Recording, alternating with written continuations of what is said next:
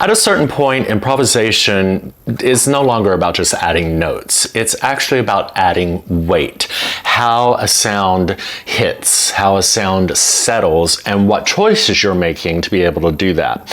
One of the most effective ways I have found of adding weight is actually doubling the octaves and doubling the melody. That way the melody doesn't get lost as you are improvising around it. When I start Amazing Grace, no matter how small I may start the piece in terms of quiet or louder or anything like that, I often just start with a doubled melody. If you look at that, how nice is that little ping? And then look, I can just go a full 3 octaves, 1 G in the left hand, 2 Gs in the right hand, and I have established that. Look at how I keep the octave doubled in the right hand. I play around it, and I certainly do not play every note. I don't.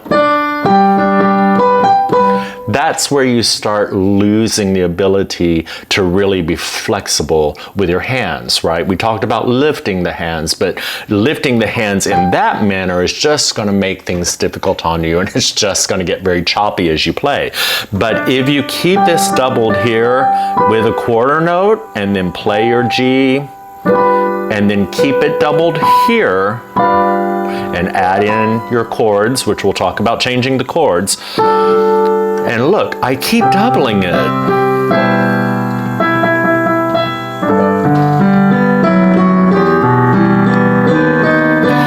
That way, when I do bring it down and I just play a single note as opposed to doubling like I just did, it sounds a little different. There's a little different weight there.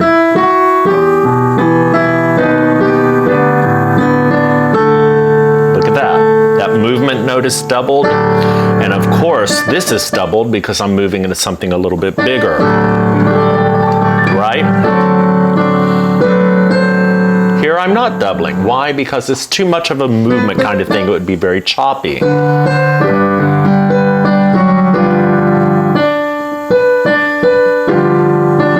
Keeping that D on the bottom. There it was again. Double, double.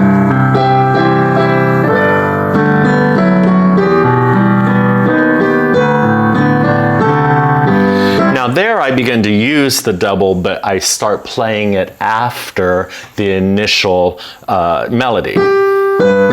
See, bum, bum, bum, bum. You can think of it as an arpeggio, but it's really working. You could easily go here, but that doesn't give you the weight that going to the same note does, right?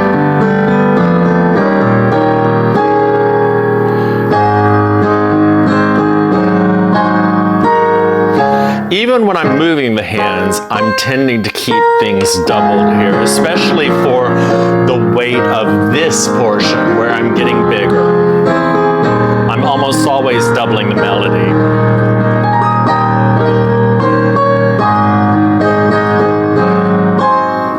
See there? It's always there.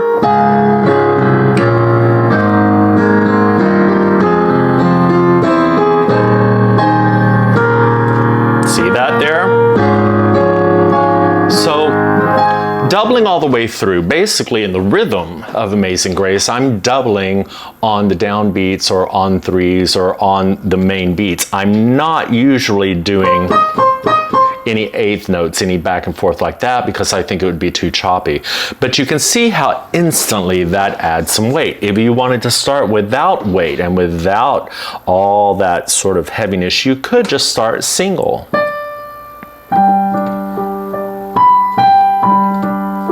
That's lovely. But then listen here.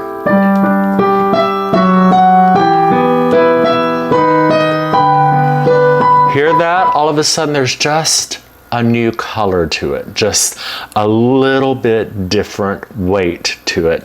That's one of the secrets. So try doubling or even tripling at time with your left hand those octaves with the melody, and I bet you'll begin to see that that really adds a lot to your playing when it comes to these hymns.